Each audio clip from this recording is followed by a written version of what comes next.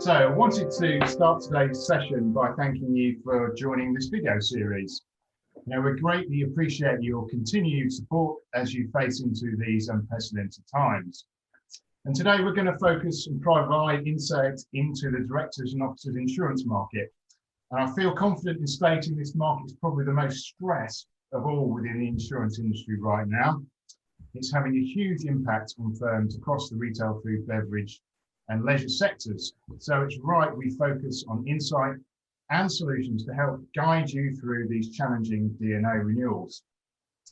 So as businesses reinvent and redefine themselves in what is, let's be honest, a fight for survival for many, it's critical that senior leadership has the right executive insurance protection in place. Leaders are really making decisions of greater magnitude and at higher frequencies than ever before. So they no doubt feel hugely exposed to criticism from shareholders, possibly regulators, and the last thing they need right now, frankly, is a battle to renew their D&O policies. But battle we must. This is the stark reality of life right now. So as businesses pivot and redefine themselves to survive and thrive within this new normal, executives and their management teams really involved in big decisions around sort of refinancing, making financial disclosures to the markets and lenders, creating new business models and processes, and also making really super tough decisions regarding resourcing. And all these challenges, I'm sure you would agree, really do create a heightened risk environment. So I'm delighted today to welcome Beth Thurston to bring real expert opinion to this discussion. Beth is a preeminent D&O market expert and has responsibility for leading the Marsh Management Liability team in the UK. Welcome, Beth.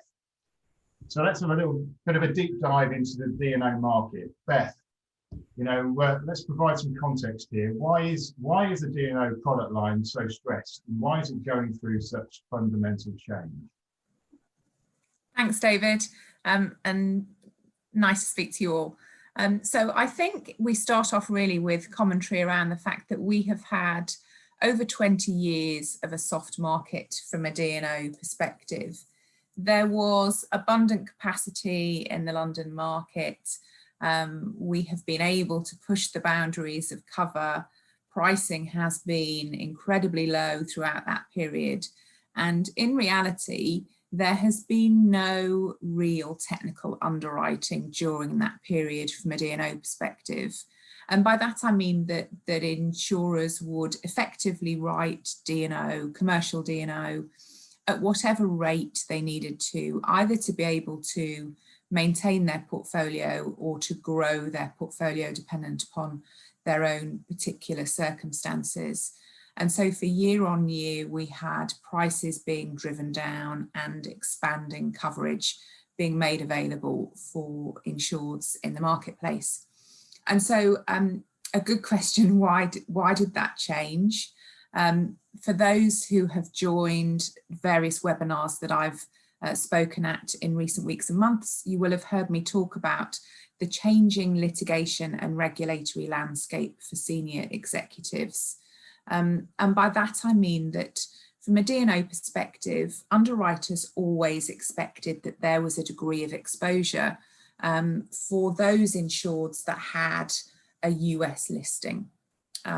So they expected there to be a US securities class action type exposure. Outside of that exposure, really historically, underwriters considered that the D&O environment was relatively benign. And that started to change really around the time of the global financial crisis. So when you're looking at a time period from 2009 onwards, the litigation environment and the regulatory landscape both started to change. So if you look at both separately, from a litigation perspective, we started to see a changing litigation focus in many jurisdictions. So similar class action type activity started to gain momentum, particularly in jurisdictions like Australia and Canada, and then in subsequent years actually class action type activity or group litigation also took a hold within jurisdictions in continental Europe, in the UK, and insurers started to see litigation involving senior executives that they had never previously expected or anticipated. Also from a regulatory environment point of view, really both the nature and manner of regulatory engagement and involvement has changed very dramatically from a senior executive perspective, both from the point of view of global liaison with regulators, so the likelihood of a global regulatory investigation or matter has increased, but also a regulatory focus on holding senior executives accountable for corporate wrongdoings. Both of those factors in combination meant that really from some time ago, the London market started to see an increase in the volume of notifications being made to their D&O policies.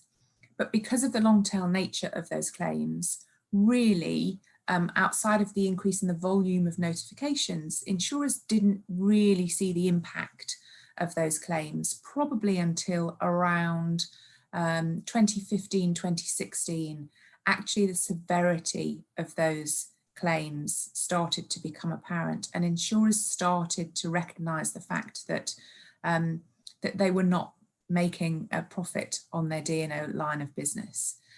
We actually started to see insurers' appetite and response to D&O shift towards the end of 2017, but in a relatively minor way.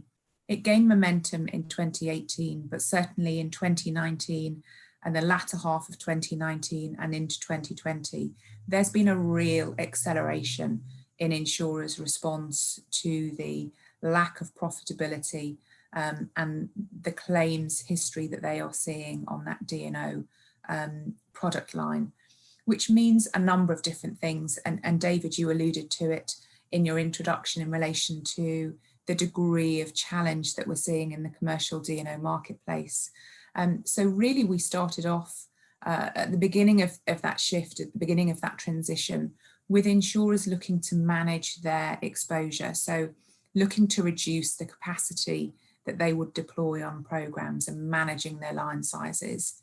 That very quickly developed into a review of the pricing of that D&O capacity. And as I mentioned previously, I do not believe that there was any real technical underwriting done in the many years of a soft market.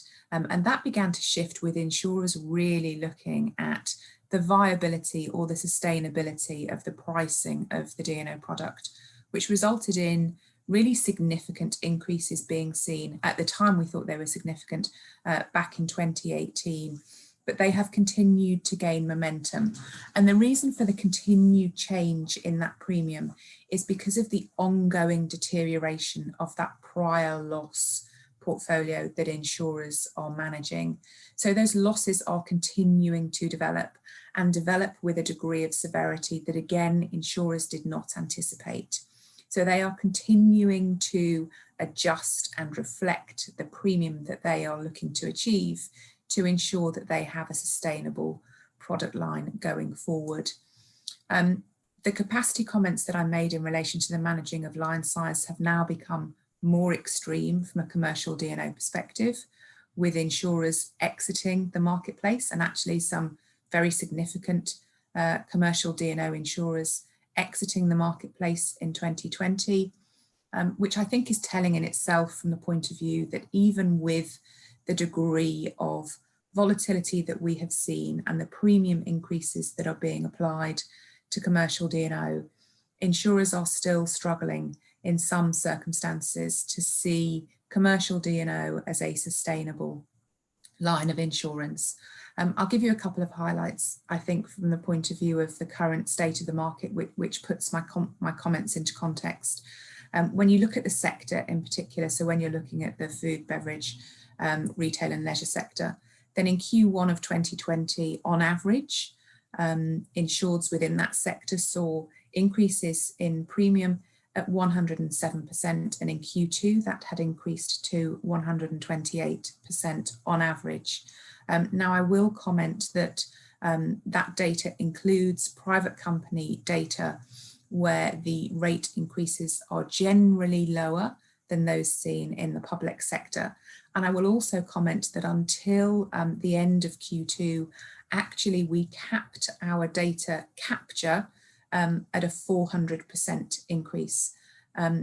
When I look back, certainly in 2017, when we started to capture the rate movement information, at that time we thought that anything in excess of 400% was likely to be an anomaly. We have now taken the view that actually, due to the volume of increases that we are seeing that are in excess of 400%, we have now removed that cap, and the cap being applied to our data capture is now 999%. So there may have been some downward inflation applied to the averages that we have seen up until the end of Q2 in 2020. So it'll be interesting to see the data as we progress through the remainder of this year. Just to put that into a little bit of context, I would also say, for those of you in the FTSE 100, that average increase is at 266%. If you are a foreign filer, so if you are not located, if you're not domiciled in the US, but you have a US listing, that average increase is 280%. And if you're in the FTSE 250 space, again, the average increase is at 146%. The only other point to note, I think, which again ties in with my commentary around the current state of the marketplace and why we are where we are, is a commentary around capacity. So again, for this particular sector, throughout 2020, renewals have taken place with, on average, a 40% reduction in overall limit being purchased. And by that I mean that if you renewed your programme in 2019 with a 100 million limit, that this year you will have renewed that programme with a 40% reduction in the overall limit that you have purchased. The reason for those reductions in limit are twofold. In some situations, programmes have renewed with a reduced limit simply because there was not sufficient capacity available in the marketplace to renew with expiring capacity.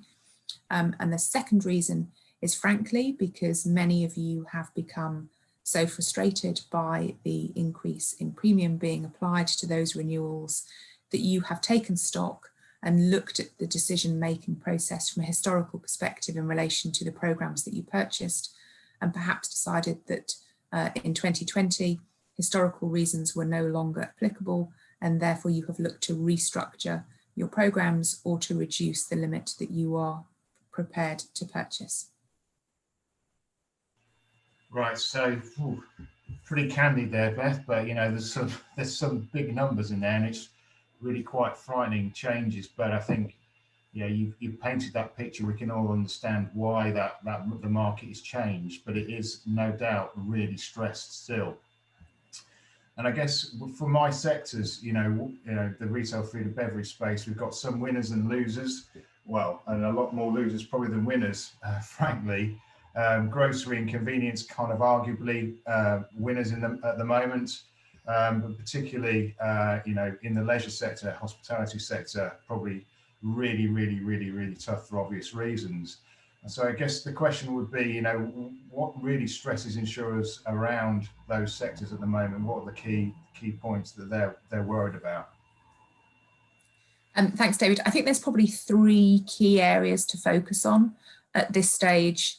One is new, and the other two are reasonably new areas of focus.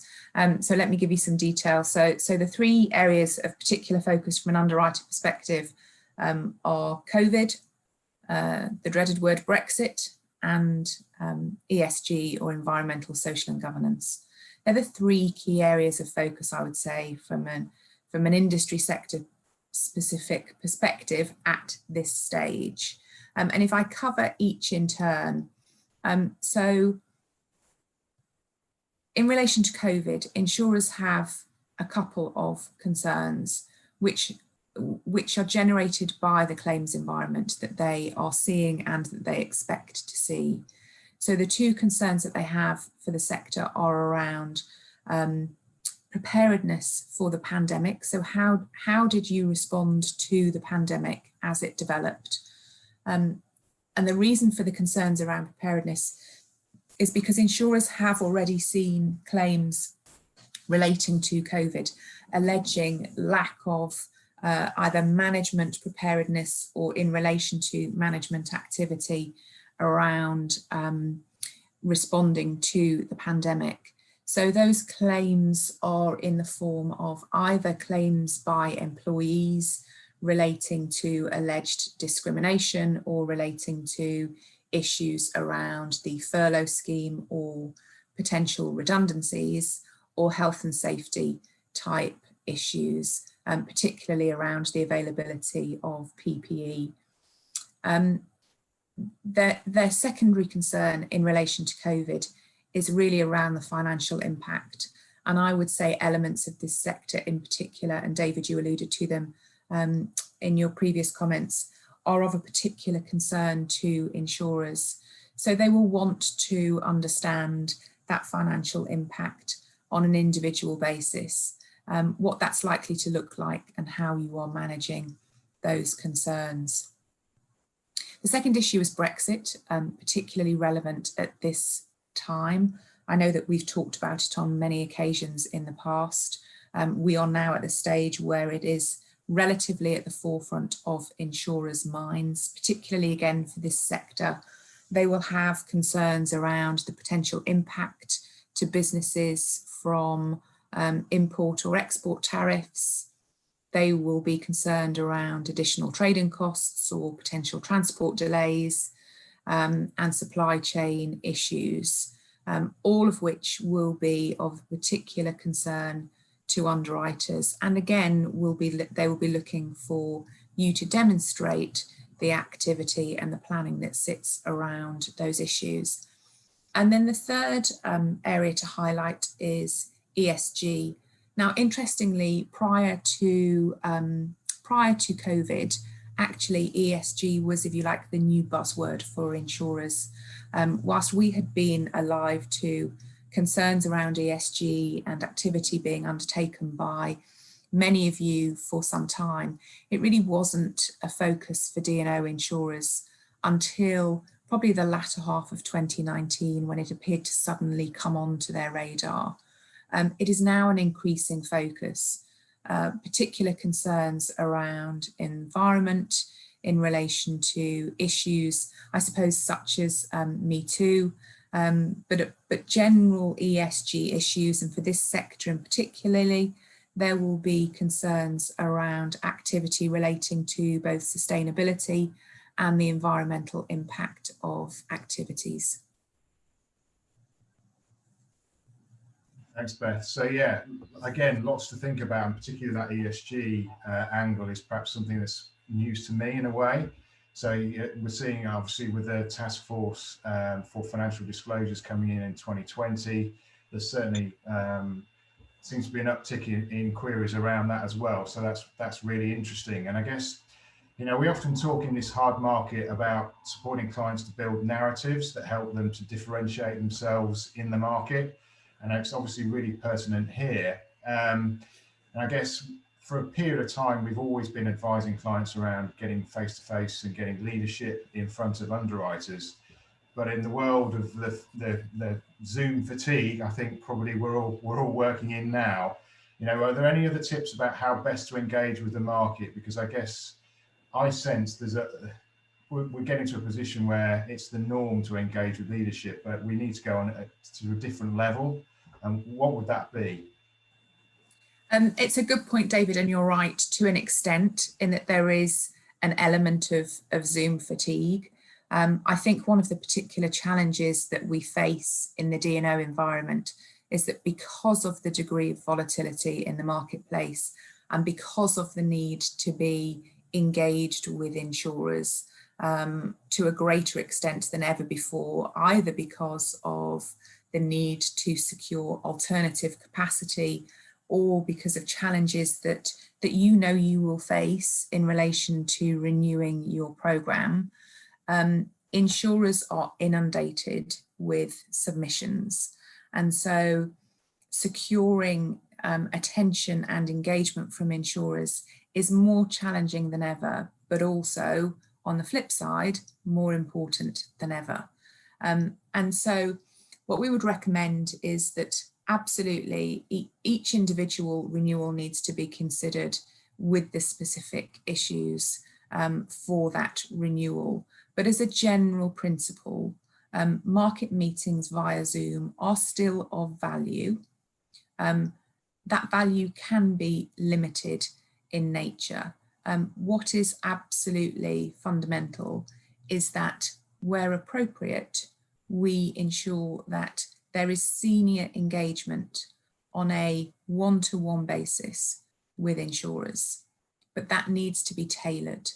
And so when we talked about some of the issues that underwriters are concerned about, you need to consider which of those issues are relevant from your perspective, and then ensure that you engage with insurers in a relevant way in relation to those issues.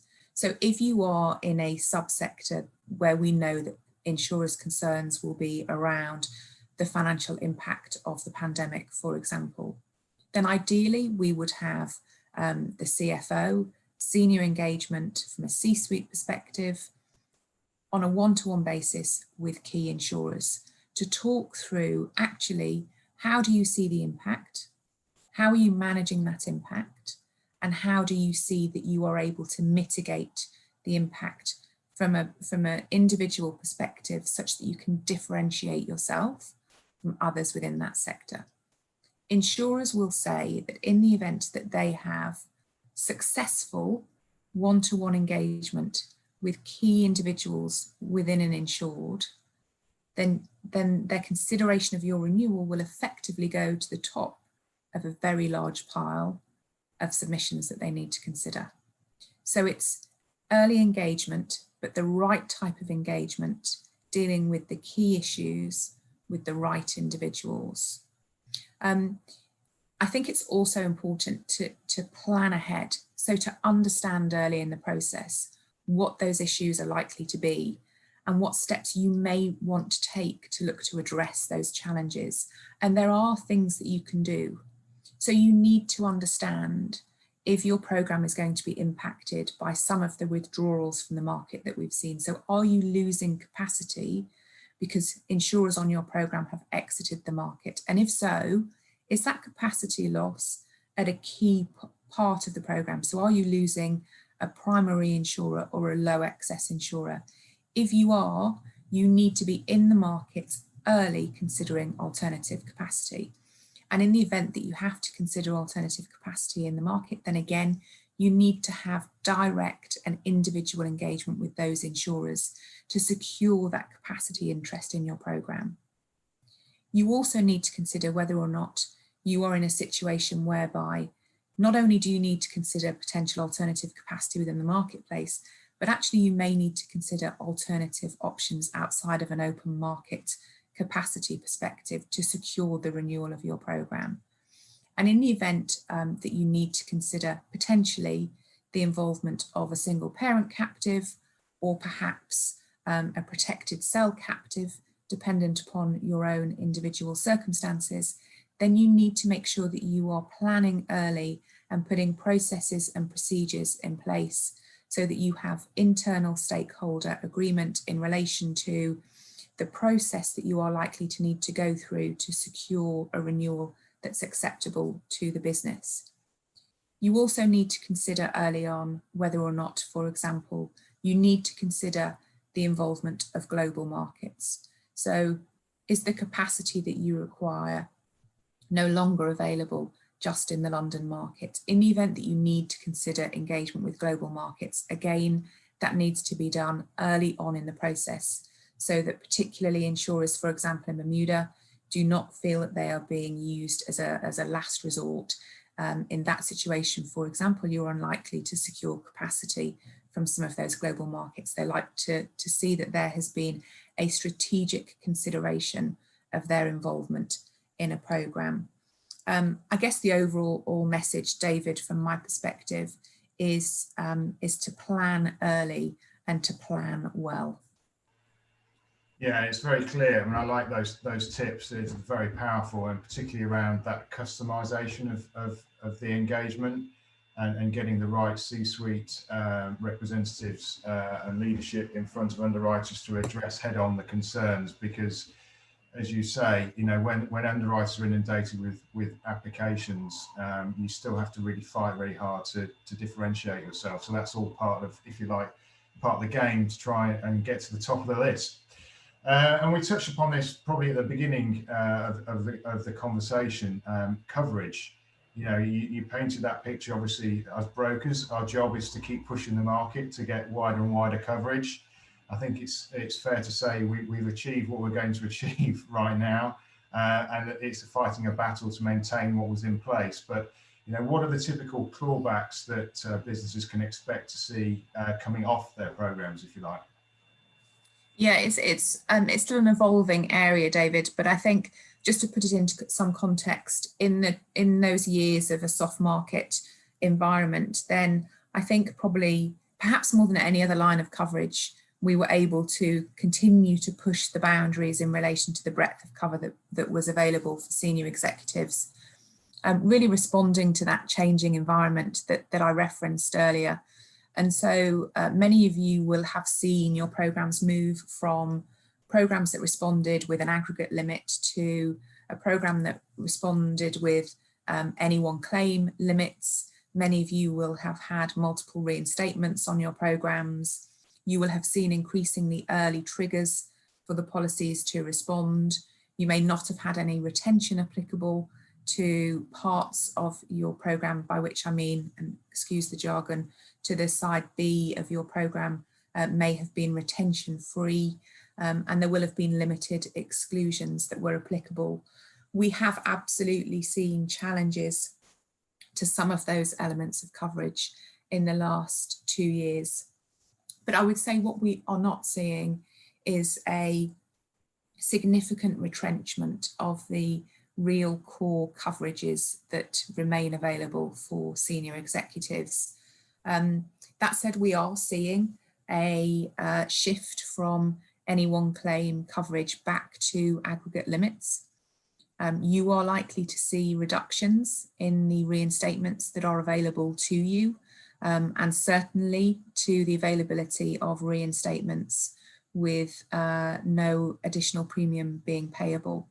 Retentions are now generally being applied across the board, and in some circumstances, for some sectors, those retentions are really very significant, by which I mean it is not uncommon for us now to see retentions in excess of 10 million, and certainly up to 50 million we have seen in 2020.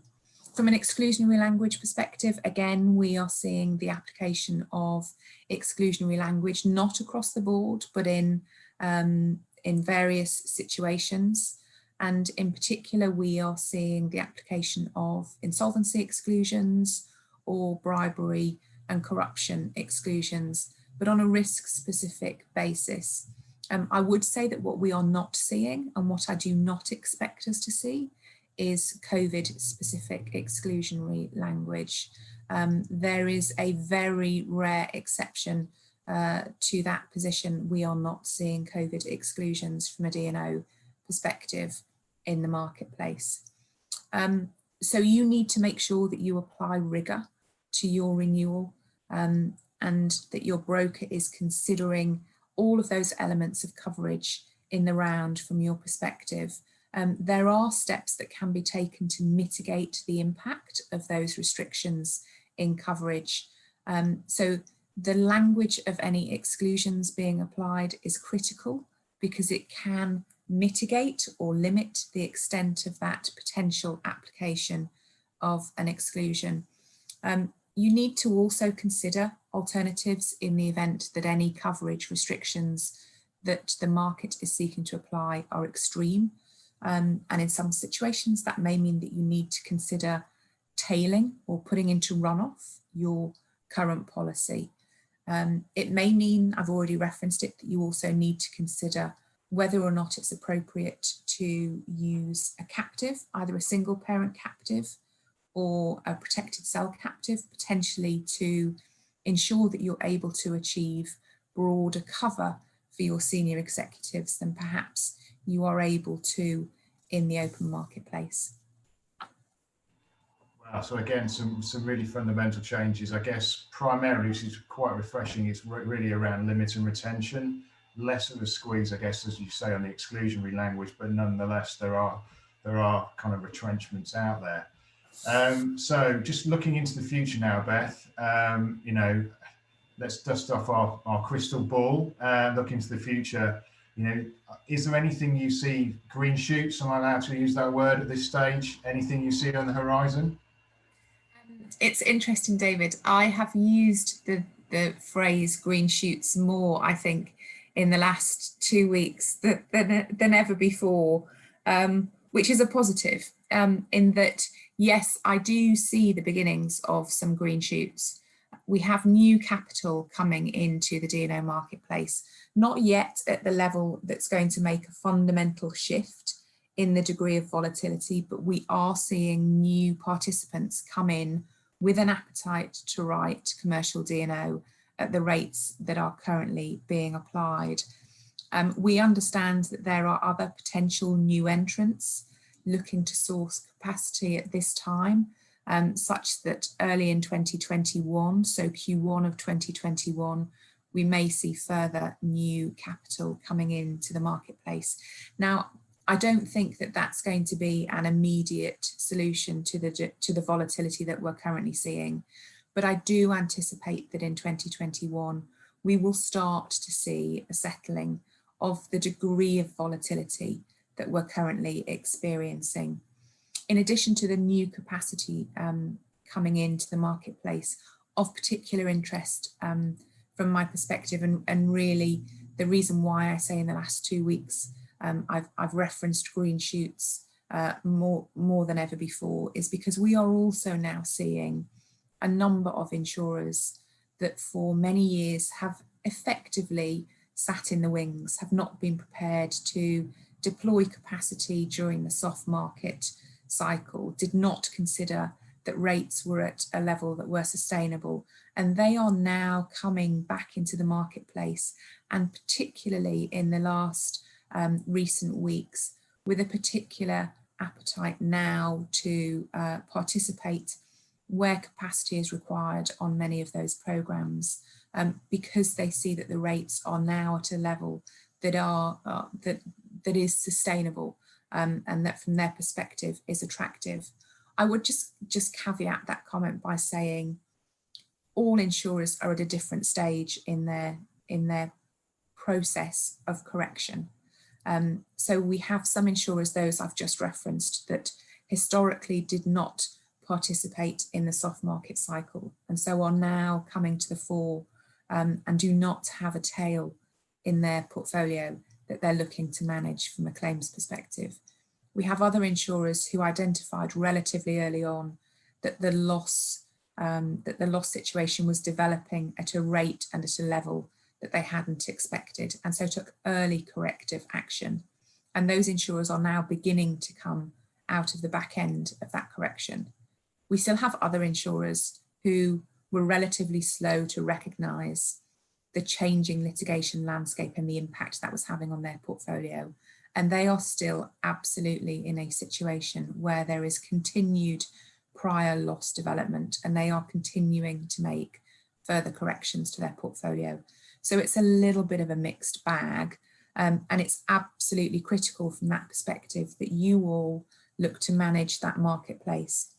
And I think if you look to plan ahead, if you look to consider your priorities for renewal, and if you look to build a program that responds to those priorities, which may include, as I've mentioned, the use of alternative options, then I do think that you can have a sustainable, viable program that should mitigate some of the challenges and ensure that you have a sustainable program for the future.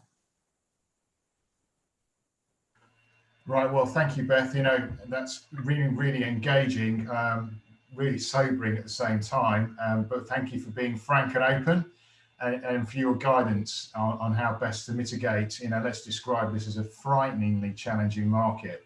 And as you've really well, summarised at the end, I think it's, really great that we've got some ideas and some solutions to mitigate those challenges.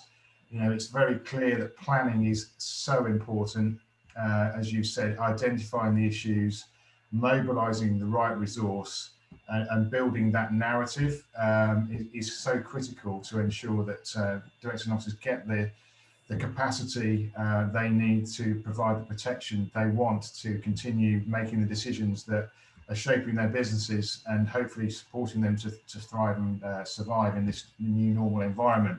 So real practical takeaways there. Thank you very much. So yeah, we're obviously here, want to add at the end, we're here to support and provide counsel to support clients through these challenging times. So please engage us, we're here to help. In the meantime, let's all keep safe and take care.